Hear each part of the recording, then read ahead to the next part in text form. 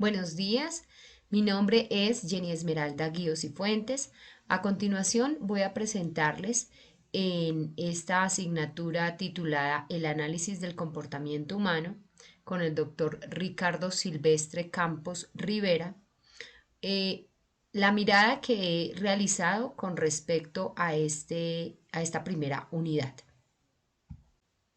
Es interesante cómo el texto de Galarzi sobre comportamiento, historia y evolución hace referencia a aquella disyuntiva existente entre el comportamiento del animal y el comportamiento del ser humano.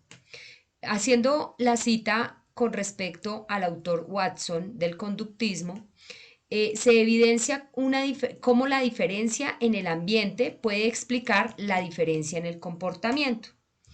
Cuando consultamos a Piaget, él hace referencia al significado del comportamiento en relación con el conjunto de acciones que el organismo ejerce sobre el medio y de esta manera poderlo modificar en su estado o, por otro lado, alterar la situación del organismo. Cuando observamos estas dos explicaciones podemos darnos cuenta de una clara diferencia entre el aspecto de modificar, el cual es de manera consciente, mientras que el aspecto de las acciones que alteran una situación se pueden realizar de manera inconsciente.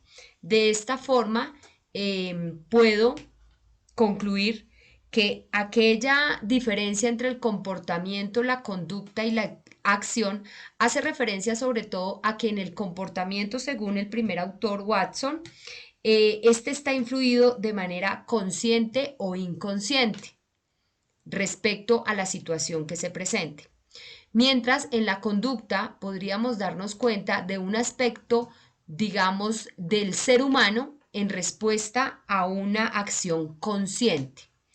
Cuando leía el texto podía ver el ejemplo de las aves e incluso también de los ratones, en los cuales frente a esos estímulos que se hacían de manera repetitiva, ellos después de muchísimas veces de tener la experiencia dejaban de hacer esa acción que se estaba pretendiendo detener en ellos. Esta afirmación hace precisamente referencia a eso, cómo dejan de hacerlo después de recibir un aprendizaje. Para este segundo ejemplo, tomé en el caso del ser humano, del comportamiento nuestro, ese lamentable comportamiento que tenemos nosotros de las compras impulsivas. Cómo nosotros no dejamos de hacerlo en un momento determinado, no por la fatiga muscular que nos provoca, sino por ese dominio del aprendizaje que hemos tenido, de pronto por la misma experiencia del mal gasto económico que se produce al tomar estas decisiones.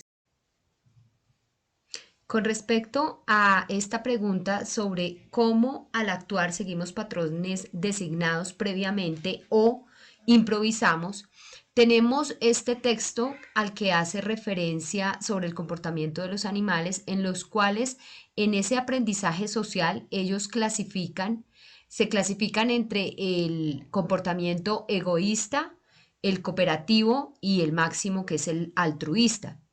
Sin embargo, vale la pena resaltar aquí que estos comportamientos son sin intención, diferente a nuestro comportamiento humano. Fíjense que aquí se afirma que en ellos no hay esa motivación, es decir, que esas acciones se cumplen de manera inconsciente. En el caso nuestro, este tipo de emociones, de sentimientos y de formas de actuar son realizados de manera consciente, es decir, a través de nuestra conducta.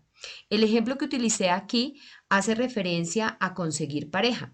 Fíjense la diferencia entre estos dos verbos, conseguir pareja o encontrar pareja.